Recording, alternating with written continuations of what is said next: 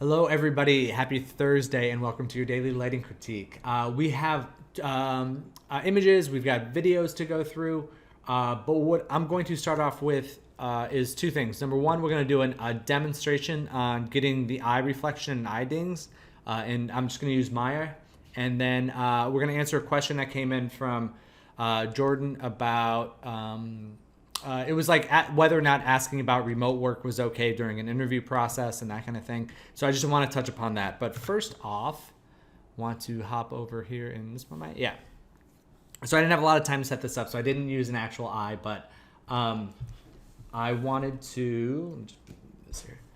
So let's say share your screen. Share my screen. Of course. That would be the best thing for me to do in this situation where I'm doing a demonstration. Now I'm just stalling. There you go. Good? All right. Yes.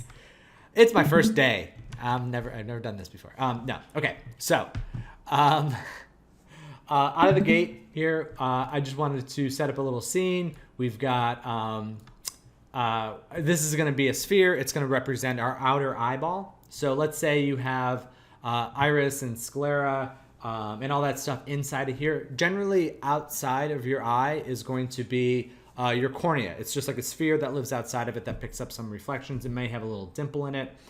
Some characters will actually, they'll just be the one eye geometry, and that's totally fine. It all works for this example. So, in order to get eye dings onto an eye, I use two main methodologies.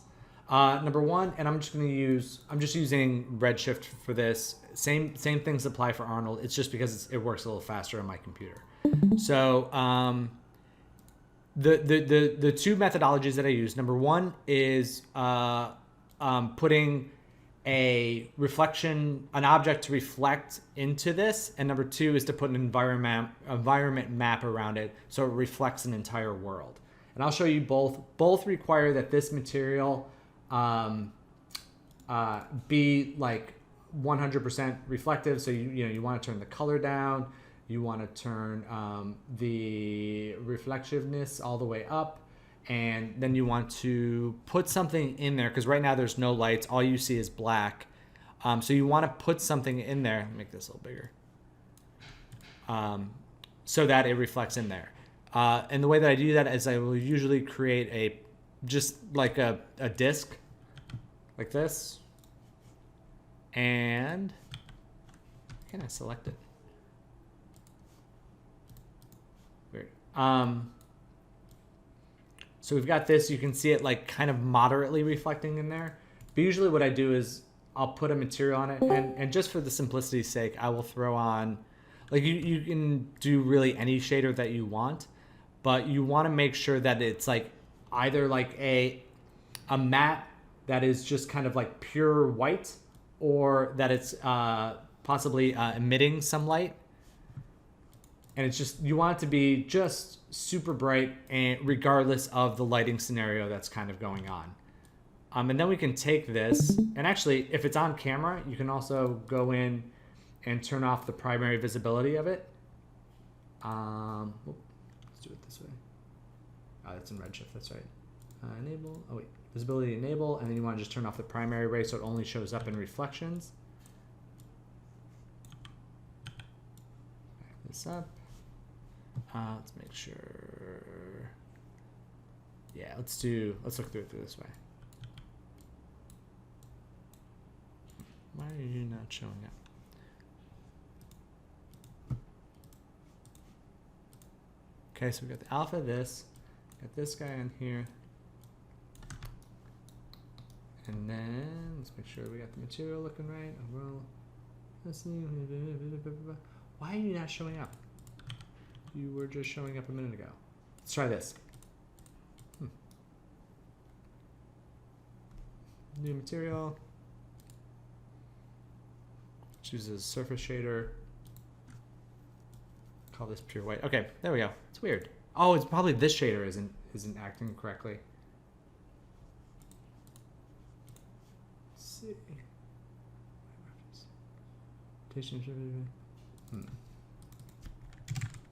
There we go. Okay, it was just the IRR was too high. Okay, so now you can see that this reflection is showing up in here, and depending on where this is positioned in the scene, it'll actually rotate around our sphere accordingly. And so now what we can do is we can render this out as just a pass, so you can see that we've got the sphere there, and depending on where we have this positioned, it's going to move around the eye. And we can contort this if we want and kind of bug it out. And the thing that I like about doing it this way is that you can have this as a separate pass in your comp, because I don't really like how hard edged this is. And so I can glow that up a little bit in the comp too. But really, and then also you can change the color of it too, because I usually just start off with white just so I can grab it, and then you can kind of position wherever you want. Now, the question comes up, it's like, well, you've got an animated character, right? So what do? Let's say the eye dink is positioned well in this position on one frame. I generally keep it exactly where it is at any given moment based on, oh, weird. It's already got keyframes on it, weird. Based on what's happening on that individual frame, right? So like, or that individual pose. Usually when an animator animates a character, they'll blink the eyes as they're rotating their head around. And it's in those eye blinks that I'll, like, let's say that happens at frame 30 or whatever. I'll go ahead and set keys on all of that stuff. Let's see. And then, like, let's say frame 32, the character has its eyes closed. I would then shift, and then on frame 33, I would shift it over here to where it looks good on this frame, set a key there. So then it's just like moving along, all of a sudden it just hops over to the side. And since you're hiding it in the blinks of the eye, you don't actually see it moving. It's just a little trick that I do there. Now, the other thing that you can do in order to get some eye reflections in is you can duplicate this sphere. Whoa. And you can add eye reflections. I actually generally do both because what I would do is I'll take this. Let's just go ahead and turn that off for now. And then for this example, we can assign a new material on it. Also just make this a surface shader. For our out color, we can go ahead and throw on I've got an HDRI map, which you can see here in the frame. And as we rotate this around, you can see, like, just looking at the sphere in the middle, it rotates this like crystal clear reflection around with it. And same thing with this, like, I obviously don't want that in my background. If you're in Arnold or Maya, you can just turn that stuff off here. In Redshift, you can enable the visibility and just turn off the primary visibility so the main rays don't show up. Now, you can see there's some bright parts of this. You can use those as eye dings if you want, and then what you'll do is you'll just plus this reflection over top of your eye in the comp, and that way you can get some reflections in some bright areas and really kind of get that in. And then you can dial it in, you can paint some stuff out, you can do whatever you want to that in order to get the eye ding, especially where you want it. You can do some stuff too. The nice thing about let's grab this, about some of this stuff is that you can use other means of creating some reflections that have like more Fresnel and less Fresnel and that kind of thing. So you can kind of like pick up something like this that just gets more of a reflection around the edge and less in the middle, if you want. So you can play around with that a little bit as well.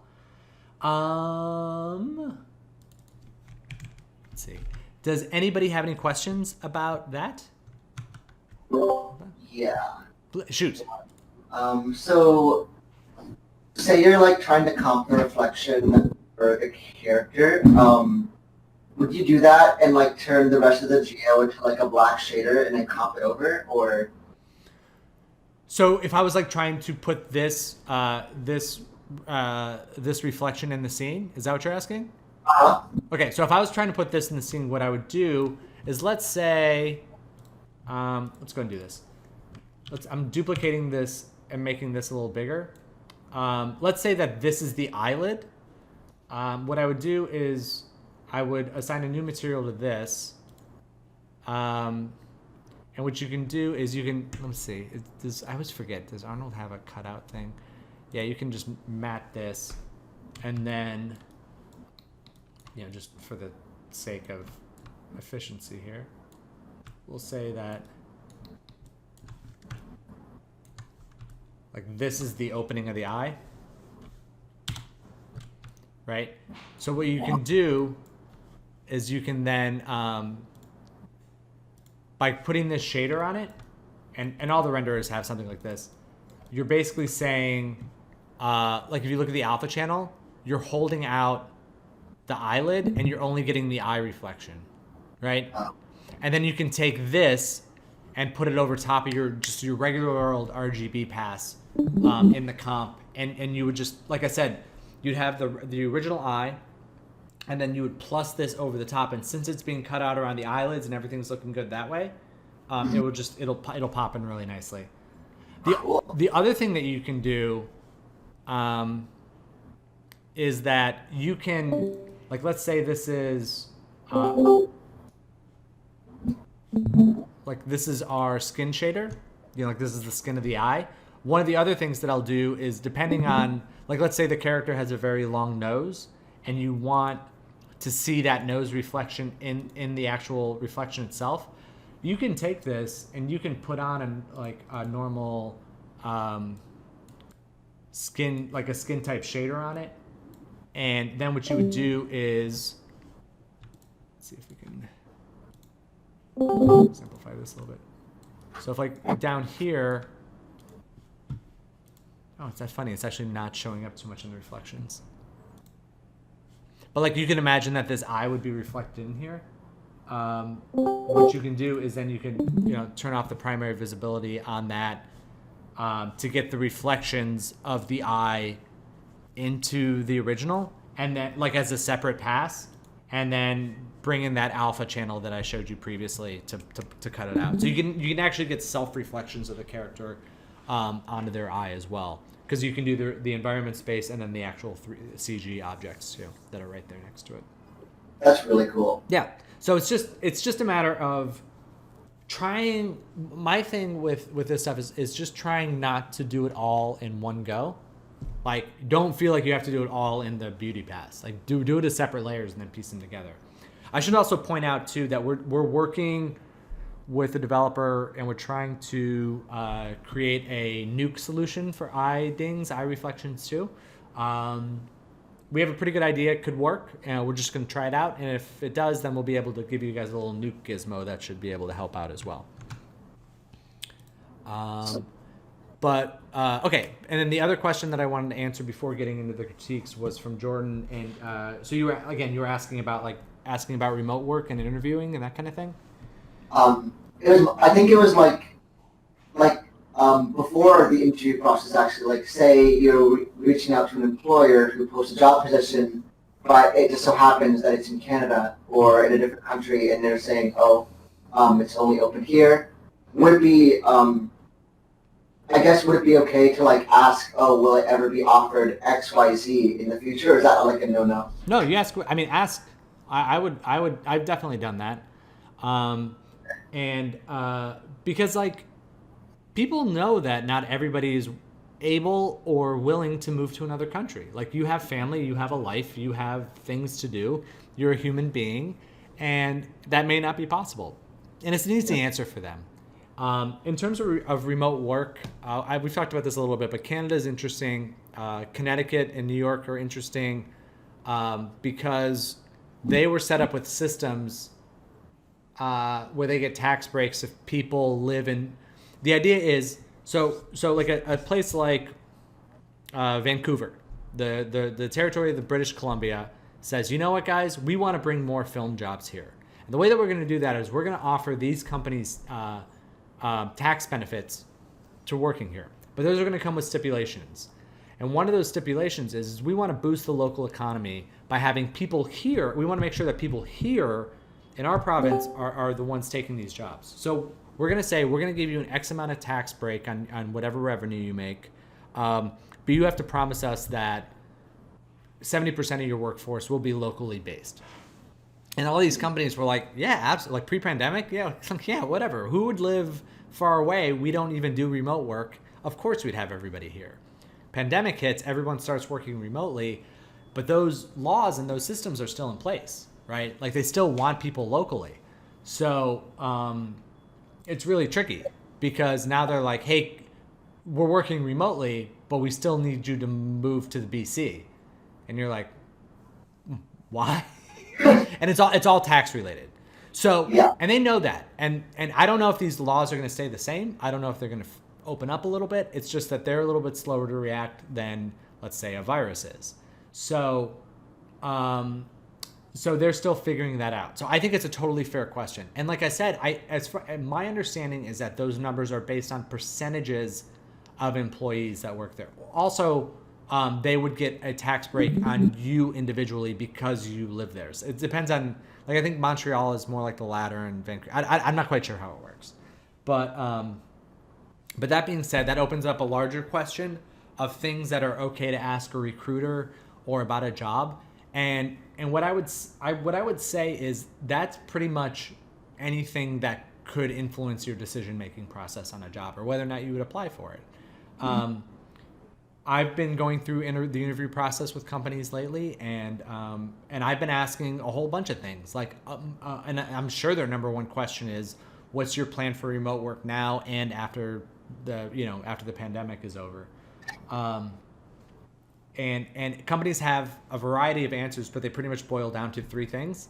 The first answer is the most popular, which is, well, as of right now, we are planning on bringing everyone back. We don't really have like a date set or anything, but that's what our current plan is. That translated to me as we haven't quite figured it out yet, because if they say yes, we are coming back, or no, we're not, especially if they say no, we're planning on doing remote work, there's really no way of coming back from that. They are then committed to that. If they say our plan right now is to get people back in the office, that's flexible, because that's like we haven't. To me, that sounds like we haven't fully had the conversation yet. Right. So that's one. Number two is a company I talked to that was like, oh, we are definitely bringing everyone back as soon as possible. We're looking at like a September or October return. Therefore, we'd expect you in the area probably around that same time period. And then we're going to be shutting down our remote services. Like, that means we've had the conversation. We've made the decision that everyone's coming back. Then there's another company that I've been talking to that basically said like, oh, yeah, no, why would we care where you live? I was like, perfect. That's the right answer. So there are some companies that have they've either had the conversation and agreed that they're coming back, not had the conversation yet fully and made the decision, or have decided that remote work is okay. So you kind of have to read between the lines on that stuff. Right. Okay. But in terms of all the other stuff that you could ask interviewers, it's all on the table, right? Because you have to make this decision for you. And like we've talked about this in terms of salary negotiation stuff. Like when you're interviewing, you've got your interview, and generally the stuff's broken up into two sections. There's like the artistic leadership that you meet with to discuss the job itself, what you'll be working on, what renderer they're using, blah, blah, blah, blah. And that stuff is very job specific, right? And then you also talk to a recruiter or an HR representative about your salary, about your start date, about and so I try to segment the conversations. I have my work-related questions I ask to the artistic supervision, and the logistic questions I ask to HR. But they expect to have those conversations with you. So bringing up salary is not off the table. Bringing up remote work is not off the table. It's all completely not only appropriate, but expected. Like, it would be weird to me if I interviewed somebody right now and they did not ask me about remote work, or they did not ask me about salary. Can you imagine someone taking a job without knowing what their salary would be? So I think it's the long and short of it is it's all on the table, especially with that HR representative, recruiter, salary negotiation person that you're dealing with. Okay. Awesome. Thank you very much. Yeah. If I can just quickly add something to that. Sure thing, So it's as far as the remote work going and the tax incentives, I've had a few conversations with different people, and the idea of using a VPN to hide where you're at, not a good idea. If you're on a VPN, you're constantly bouncing locations, which tells them that you are not where you're supposed to be. So you don't want to get burned in that way. Yeah. And if you're not using a VPN, then they obviously can tell wherever you're. Yeah. Then as far as like salary goes, like I have gone as far as to ask like, could you check with accounting and tell me what my actual take home would be, because I don't understand like the tax laws like in your region. And so like you can literally go as far and be like, I understand how much I'll be making a year, but like I actually need to know how much I'll be taking home like per check, and they'll work that out for you. Yeah. And then also ensure, if you're talking to a company in Canada, clarify whether it's Canadian dollars or American dollars. Oh yeah, 100%. Yeah. And that's a really good point. I tell the story about the guy, concept artist that I met, who was living in Switzerland, and he took a job in the U.S. and he didn't understand that because the jobs that he takes in the EU, when you negotiate your net pay. You negotiate what your take home is. You don't. And like when you say that, you're like, oh yeah, that makes total sense. Here we negotiate your gross pay in the U.S. and in Canada. So we talk about like, oh, you're going to make X dollars per year, and in the back of your head, like, I'm not taking that home. Like, 20-30% of it's going to get taken out in taxes and Social Security and healthcare or whatever else. But when you don't know that, and then you come over and you're like, I rent an apartment thinking my take home is going to be this, and it's actually 60% of that, it's not a great, it puts you in a tough spot. So I think that's a totally fair question. Yeah. And Thank you so much. I like to do this too. This is something else when I'm salary negotiation. I like to have a pad of paper, iPad, whatever, just so you can write stuff down, so that when they're about to. So the thing I don't want is my face to give me away, right? I'm terrible with facial reactions. I give myself away every day. So like, so what I do is when they say like, okay, so this is what we were thinking, I'll like kind of immediately put my head down and start writing. I even do this in person, just so that it gives me a beat to think about what they say, and to consider my response, right? So I'm not like if it's like the one thing I don't want is for it to be a good salary that they're offering me and go, ooh, like that. And I'm done. I just threw away $10,000 or whatever because I didn't have my face down to go, you know what? I was actually thinking a little bit like 20% more than that, It gives me an opportunity to do that. But yeah, so that's one of my tricks, is to just keep my head down. I have terrible poker face, so Yeah. Yep. Yeah. So yeah. That's the biggest stuff in there. Okay. We have anything else? We'll hop into the images. Cool. But like, keep those questions coming. They're all good and they're all totally valid. And yeah, and the nice thing about having the answers to these questions is, like, for me, I had to say, like, the job that would have I stopped the interview process for a company that wanted me to move to a place I wasn't able to because of my family. Again, it was a cool job, but like with there's some, I just couldn't do it. So asking those questions early in the process allowed me to say, before like the second or third interview, I was able to say, like, thank you guys very much. I have a lot of respect for you, but this opportunity is not for me. And then I was able to focus my efforts elsewhere. All right, cool. Okay, let's hop into some images. I've got this up. So we've got Kat here first. So we've got these two shots cut together. And this is interesting. So this is why having these two together works out really well. Because I kept saying that I was concerned early on that, like, I was like, she's in darkness here. And then when she stands up, she's brighter. How is that going to work? And it worked out well because as she passes this point here, you can see that bounce light from the desk start to creep in, and then it transitions pretty well. Like, I was looking at it as a transition from here to here, and I was like, that doesn't work, but you do have a little bit of a transfer there, which I think is good. Now, in terms of the position of that light, I do think that in this shot on her, we can creep it around more to the screen right side. Again, it's probably in the total right location of, it's probably in the total proper spot of where it's at in the space, and that's great.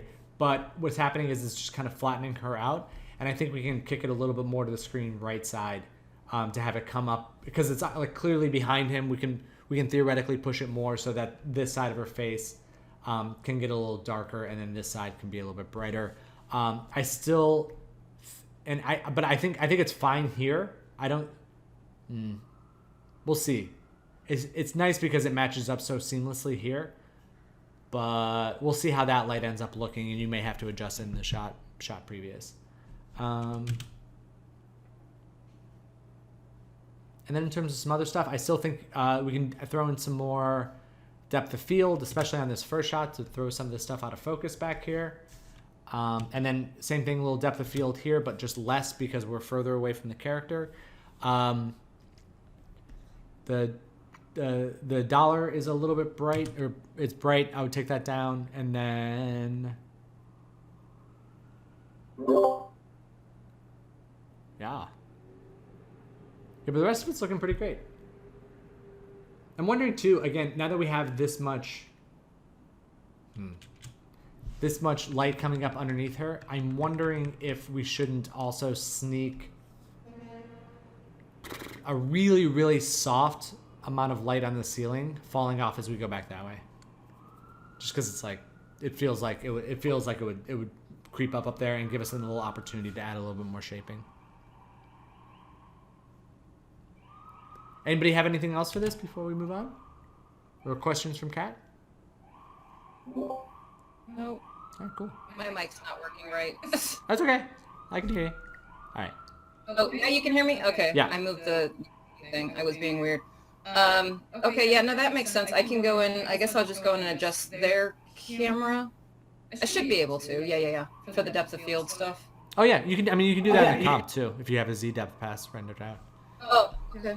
Cool. And then the other thing, just really quick, and I'm having this in both the animations all the animations I've gotten, is when with the clothes, they're like moving in and out. Like if you see, you get the little... The pop? Yeah. Yeah, that's right. I meant to address this. So that seems like, depending on how they do it, that's probably and it sounds like you were getting this work down the other shot too, where there's a cloth sim with like a cache. And I think that yeah. So I think it just might be that the cache needs to be updated in order to get that, because there's nothing you can do from our end of lighting if the cloth sim is off. So it would just be a matter of getting them to update the cache, getting you to send that cache, because what that means is that because that cloth is reading in external files to understand its position and movement, and if those external files are telling it to do one thing that doesn't match up with the body, there's not really much we can do on the lighting side to fix something like that. Yeah, you just need to work with them, and that could be a process of like, because they were working locally on their machine, they didn't store them in the right places, and so like when you export that to somebody else, those caches actually don't go through. I'm not 100% sure. I'm not the best with cloth sim stuff, but that's generally what that would be. All right. Let's hop over. We'll do Aaron, we got you live, so we'll do you next, and then we'll do Holly before moving into the still images. So this is the updated version, and this is the previous. So the first thing that stood out to me about your new render is like how clean and nice and everything is looking. Like I think it rendered really well. There's not like, I don't really have any. There's no technical issues with this. It's looking very, very good. The one thing I would like to do artistically is just warm up her area back in here, because I feel like, because it's like I'm realizing this now. There's a good amount of warmth coming in for the light from the window, but then when her door opens, it feels a little bit cooler. So I would just shift a little bit of that into some warmth back there if you can. Yeah, I'm gonna do it in Nuke probably, because at this point the renders are they're getting long at this point. So yeah, I think that would be the way to go, because it's you can pretty easily shift that in Nuke. Yeah, and just add some, because it's not much. It's just like a hue correction Right. But I think everything else is looking good. And then maybe if you can get some TV eye reflections on the grandpa, then that would be good. I think we're good. Sure. Yeah. Any other issues? Any questions? No, I mean, I didn't set this up originally to do like a shadow and a beauty like separate. Mhm. So the door really screws me up. Like I have to the backdrop, I have to render that for 100 frames, which really stinks because when I tried doing the breakout, something messed up. I don't know. Portal light doesn't work with shadow pad. I have no idea. But like, I spent 2 days trying to like figure that out. I was like, you know what? If I- I've spent 2 days Yeah. trying to figure it out. Probably could have finished the render by now. Yeah, that's a really good point. Yeah, so it was a lot of like isolating things to get like grain to kind of go away. So that's I just want to be in calm at this point. Yeah. It's like, yeah, I'm No, over that's- my head. That's a very fair thing that ends up happening where you're like, oh man, I could either spend I could spend a week debugging this, or I could just render it and like mentally move on to something else. And there's something about saving the mental side of things. So that's really good. Yeah, cool. I appreciate it. Cool. Yeah. All right. And Holly, so one of the thing I like, I'll let this play through as I talk. The thing that I like most about this shot is the movement of the light, and it feels pretty natural with a car that's just like strolling along. Like it's not like this isn't a high speed chase. It's not a super pressure situation, but like the movement and the pockets of light feel really good. The number one thing that I think that like a handful of things that we need to address for the next iterations. Number one is their eyes are, especially their irises, are a little like they're too bright, and it's kind of it makes them look a little scary. Like like her eyes they're just like a very light tan, and I would if we're gonna be brown, I would like for them to be a darker, richer brown iris, because that would settle in. Same thing with the little boy. If his eyes are going to be blue, let's get them into a richer, more saturated, darker blue color. For the light itself, I think we've got too much warmth on the key light. I think we can pull off the saturation on that about 20-30%. And the other big one is their lack of shadows onto the car itself. Like I don't really see any shadow being cast from him. I don't see any shadow cast from the woman on the seat. And I would just like to, it might be ambient occlusion, it might be checking what's going on in the scene, but I really kind of want to ground them inside the space a little bit more. And for now, I think that those would be the three biggest ones. In terms of, I think we can go like some of these fill areas, it's nice and bright, and it feels like a warm day, but I do feel like there's some opportunity to go like into some more dark areas, especially like back in this corner of the car, kind of down in these cracks here, maybe a little bit on the like the fill, like the back of the seat, just like a little. And again, it might just be ambient occlusion, but just getting some darker values in there would be good too. But yeah, I would start there, and then we will and then we'll keep moving forward. But your structure of the position of the lights and the movement, which is I think the hardest part of lighting a scene like this is in place, and it is good to go. Okay, so let us go through. We'll go in reverse order, because I saw Vanessa here before. Yes. So new camera, right? New setup a little bit? Yes, Cool. I have two versions. I have this one that's a little bit wider, Mhm. and a second one that I think I submitted last night. Oh, That's a bit more zoomed in as it was previously, but with the different lens. let's see. Let's grab that one. Yeah.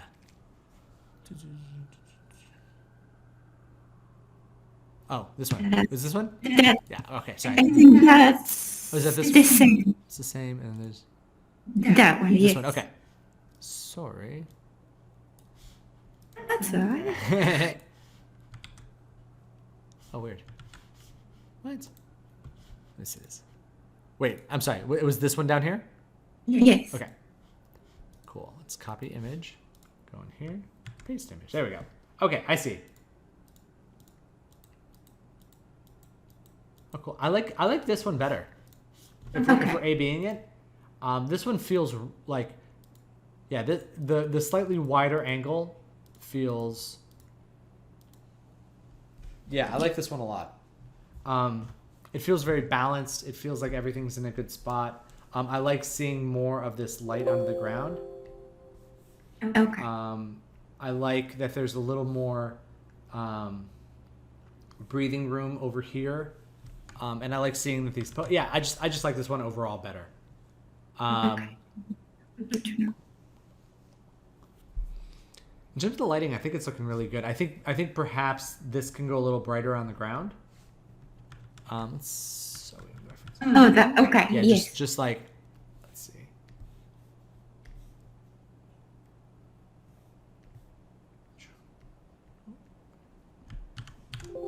Nope. Just like, because I think we can push the brightness just a touch. Mm-hmm. I am not on my Photoshop game today. Yeah. Just so it feel like that way, because then it could kind of justify a little more of this bounce light on there, and just be a little bit brighter, glowier, happier. But overall, I like the reflection looks good on the window. I like that slight warble that you've got in the window that makes it kind of look like old frosted glass. Shaping on the girl is really good. Maybe just a touch of kick light on her backside. Okay. Good idea. Yeah. And then maybe a little, and then now we're a little wider, we can go a little bit darker on these far edges. Yeah. I think actually in the other version I have it more of a vignette, but I will keep this one and include. Yeah. Thank you. Yeah, a little bit more like that. Yeah, that's good like that. Yeah.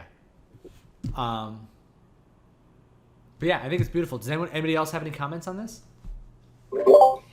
Should the reflection on the keyhole on the trunk, should it be toned down a little bit maybe? Yeah.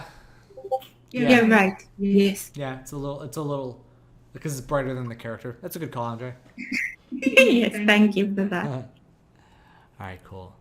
The only thing that's standing out to me now is in this wider one, there's the spec hit, the blue spec hit on the floor. Oh, yeah.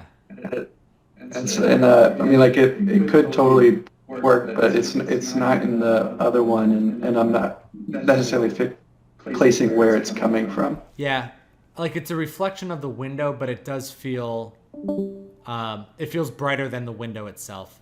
So yeah, let's maybe see if we can tone that down. Like that would just be a matter if you have that AOV of the speck on the ground, just grabbing that and just bringing it down a touch. I can do that. Yeah. Or if you want it, well, yeah. Or if in the shader you could just rough up the specular highlights in there as well. Mm-hmm. All right, cool. This is great though. This is really pretty. Thank you. All right, Ruby. All right. So I like the blue inside the room a little bit more. I think that's really working out well. I think that we can go brighter on the character overall. Let's see.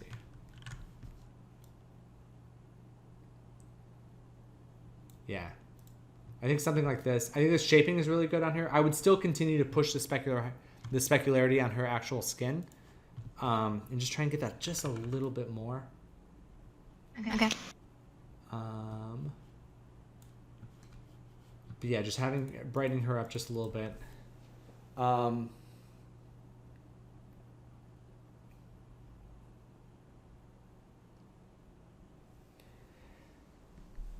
It's interesting because of the way that light is in this shot versus, because some of the other ones, like in Jordan's, actually I don't know if I have that up here. So this one, it's more like a headlight where it's like this central light spitting out. Where in this one, it's more of a bare light bulb that can shoot light in any direction.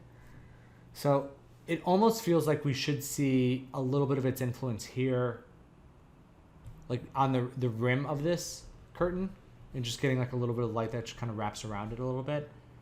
And then,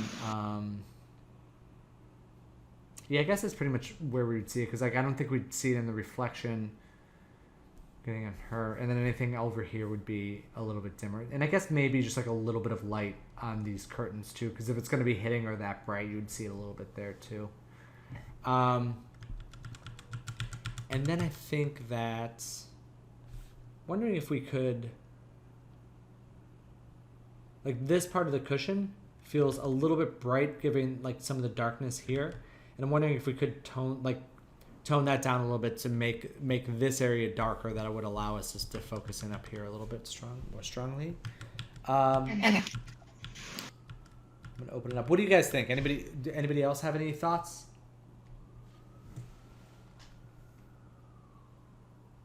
Yeah. I don't have any thoughts. I have more of a question because I always struggle with that when, like for example, you said to tone down the pillow a little bit. Would you do it normally? Would you just go into the material and tone it down, or would you just try to do with lighting, like blocking the light or something? In this, yeah, it depends on a case by case basis. Now, if I said something like the whole cushion needs to come down, and then I would adjust it in the shader. But since like I think that this value is good, and I think the values over here on the character are good, this is more about blocking this light from hitting this area. Sorry, I probably should have said that a little bit better. But my thought would be, if it was me, I would put in a light blocker here that would allow us for that light to not hit this area, and it would just be like just this little bit of cushion just in here, because I feel like at this angle their shadows would cast down there a little bit. I mean, you could also just double check and make sure that their shadows are being cast properly from that light, but I think it's probably okay. Cool. Thanks. Yeah, of course. What else? And then, yeah, I would start there, and I would see where we land for the next iteration. Do you have any questions, Ruby? How you doing? I just wanted to know, do you think that the corner with the blue that we put on the right side, is that enough, or should I bring it up more? No, I think that's more good. light. Yeah, because it's not. Okay. Yeah, because you don't want to like draw too much attention over there, but you want to. You just want there to be a suggestion of that space over there, and less about like, because we can read the objects, we can read that there's more room over there now, and I think that's enough. Okay. And the other question was, what do you think about the glass? Oh, of the glass. Well, I turn it off. Yeah. That feels better to me. Okay. The specularity might be a little bit high. Like it's getting a lot of like really sharp specular reflections in there. Maybe just roughing that up a little bit. But I think the value the value and the look of it doesn't distract me as much, or I'm not as aware of it, which is good because we shouldn't be focusing there. Okay, perfect. Yeah. And one more thing. Sorry.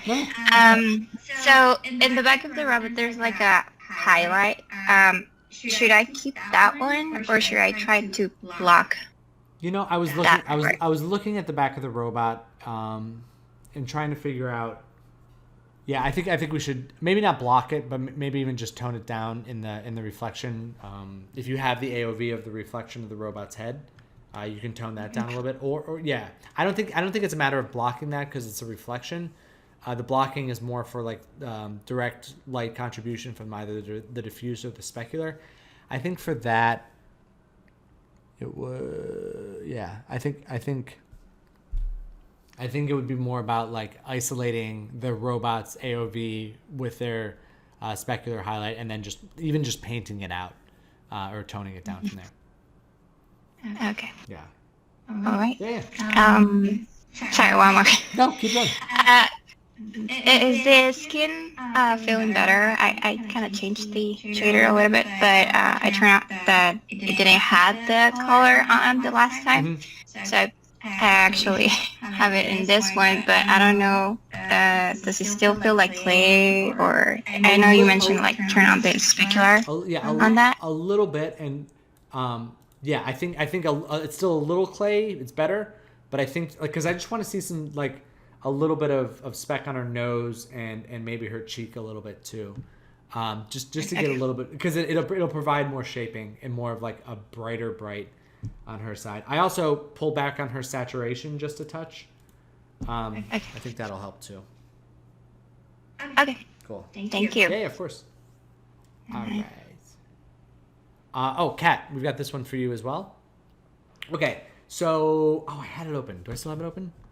Here, let's just do it through your thing. The full animation of it. There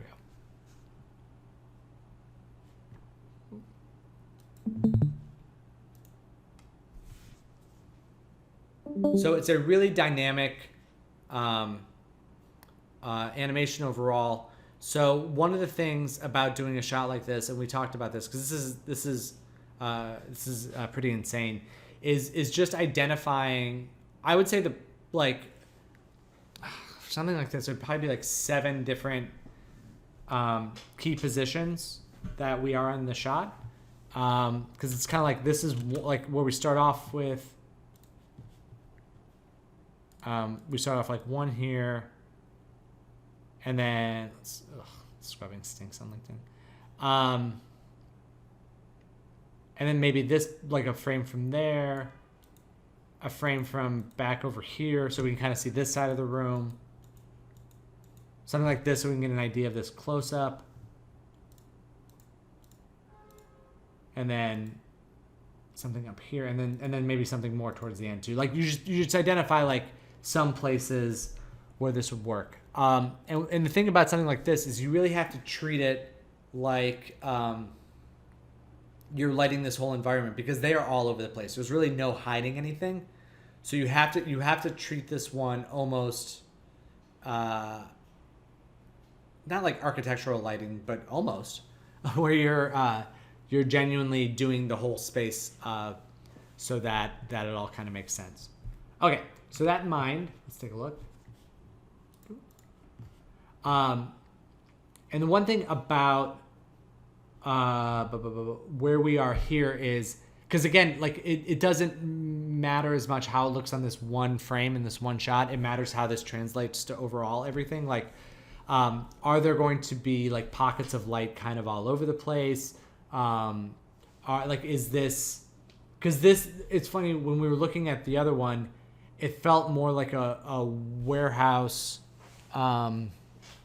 That even at night or even in darkness would have lots of pockets of light, and so like not only seeing that because this feels more like stage theater lighting, with just kind of one spotlight coming down. That I think eventually we'll have to start putting some more back here, and kind of highlighting the different sections, and then that could be used, like I said, as they move around the space a little bit to kind of highlight their different areas.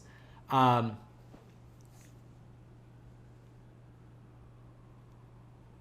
then it's so I think the two biggest things that I'm thinking now are trying to extrapolate what we're seeing here over the course of the entire shot, and it's I think it might be too difficult to really kind of do that. So what I think for your next iteration is, because right now everything is very simple, we've got simple textures on it, the ground is just like one flat thing. This shouldn't hopefully take that long to render. So I'm wondering if you couldn't just do a very simple setup at first, just to, like, we call it block lighting, or just blocking out your ideas, and then render some frames throughout the animation, or even if you can overnight one night, just like the whole animation, and see where we stand, because there'll be times when like the characters will move into like a corner and you're like, oh, I forgot they go over there. Oh, the lighting isn't quite hitting them the way that we want in this area. And then you'll balance that so it works then, but that'll affect these other shots too. So it's really about like lighting up the room in a way that works throughout the entire shot. So it's I would say do that for your next iteration. Is just try and get something that kind of encompasses the whole shot, because if this is different than your other scene, that gives us the opportunity to kind of sit down and look at a still from a shot, because we know that the camera's not moving. We know that we're really going to be in that spot. But in reality, here for this shot, like we're only seeing this framing for like a second or two. So that would, before I dive too much into detail, I kind of want to see it more robustly. If that makes sense. All right, cool.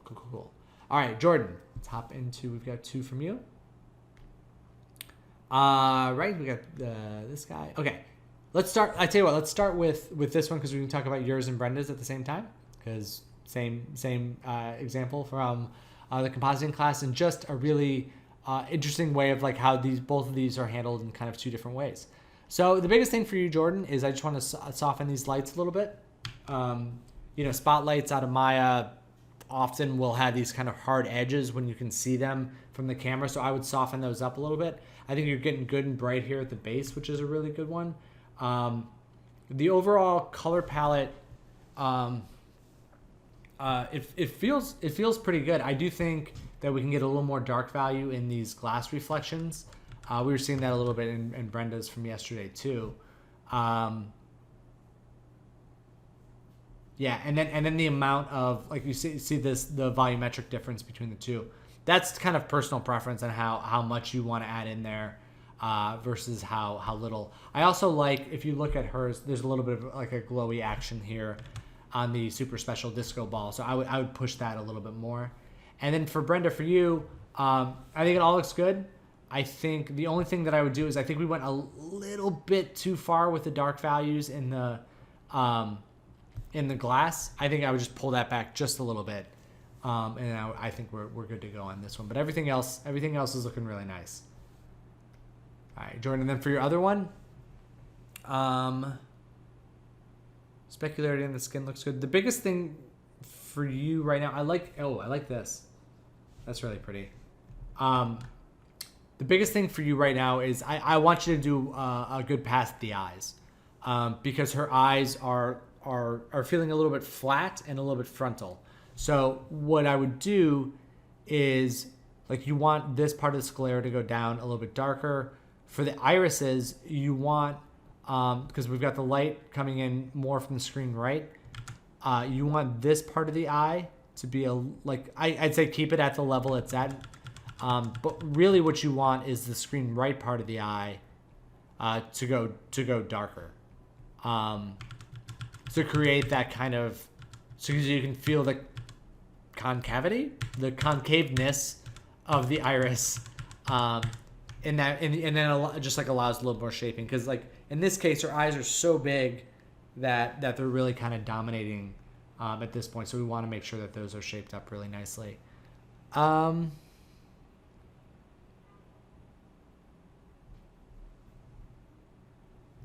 Wondering too, I would also do a pass at softening these curtains a little bit.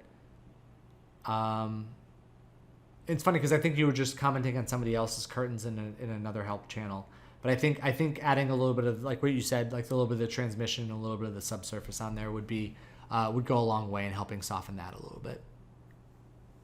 But those are my 2 big notes on that one.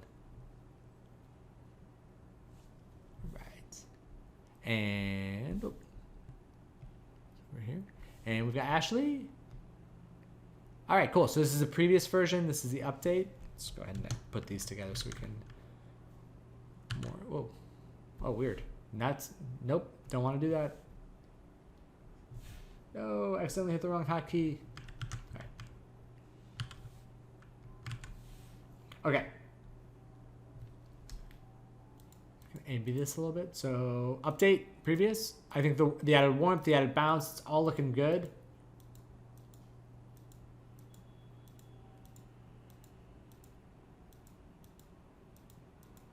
All right. I like the warmth on the wall. I think outside is looking good. I like the brightness on, like this looks great. The kind of the brightness on the edge of the windowsill, I think it looks really good.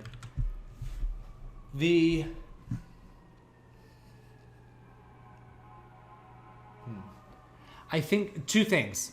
Number 1, I think the plants are getting a little bit too warm. I kind of think I would like to maybe try getting them back on a little bit more of their hero color. Man. Let's see.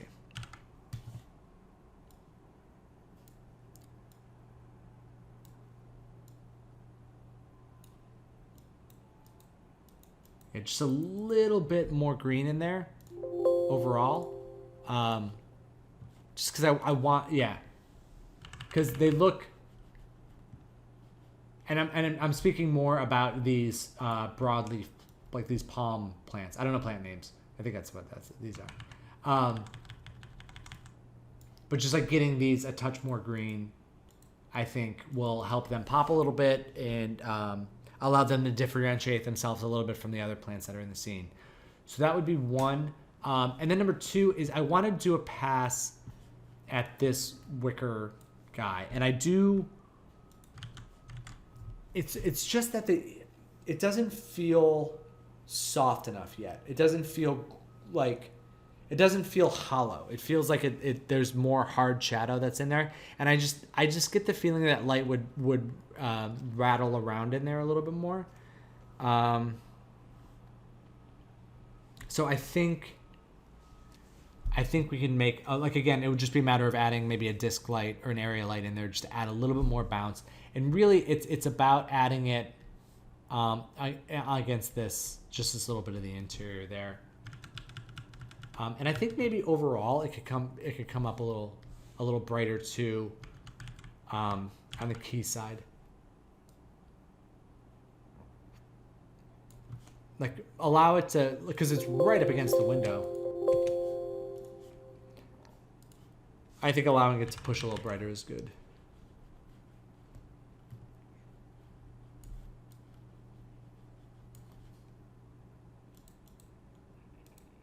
Yeah, so a little more brighter key and a little bit more bounce fill in there. Do you have any questions about that, or how you feeling? That's pretty good. What do you think about the bounce light for the skull? I love it. Because I wasn't sure. Yeah, I think it's good. Yeah, I love this. I love this little bit of warmth down here. I think that looks. I think that looks really great. I think it just ties it together a little bit. I think I initially asked for more warmth in these eye sockets, but I think it's good. I actually think it makes it more skull-like to have it be a little bit darker in there. And then maybe, this is something else too. I would try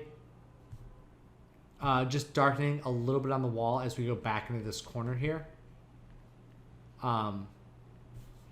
Because it makes sense that it's a little brighter there, and then just have it kind of darken as it goes down.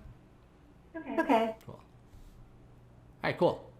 All right, so last of the lives, and we've got a couple others to go through. We've got Andre, so let's take a look. We've got your previous version.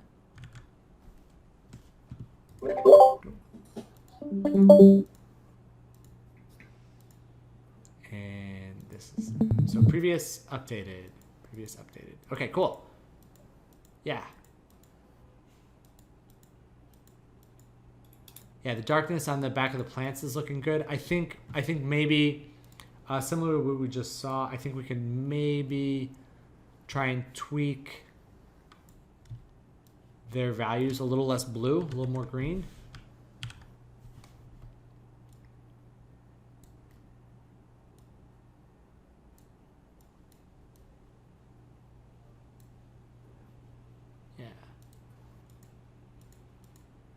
Just on the plants themselves, and then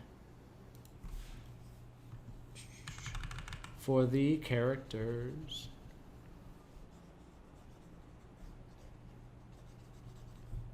also this one here, sorry, not to talk about, but like, it feels odd that they're so bright on their backside. Maybe just try and get a little bit of darkening on their backside if you can. But I know we were working on the characters this last iteration. I think his light looks really good. It's a little bit harsh. If maybe pull back the intensity a little bit and soften the shadow just a touch. Her hair also looks a little bit on the green side. I do want to pull some of that out. Weird. Oh, I know why. There we go. Hold on. There we go. Okay, I was like, why am I not seeing the green go away? Okay. So just looking at her hair color. Probably a little brighter too. Yeah, maybe something along these lines.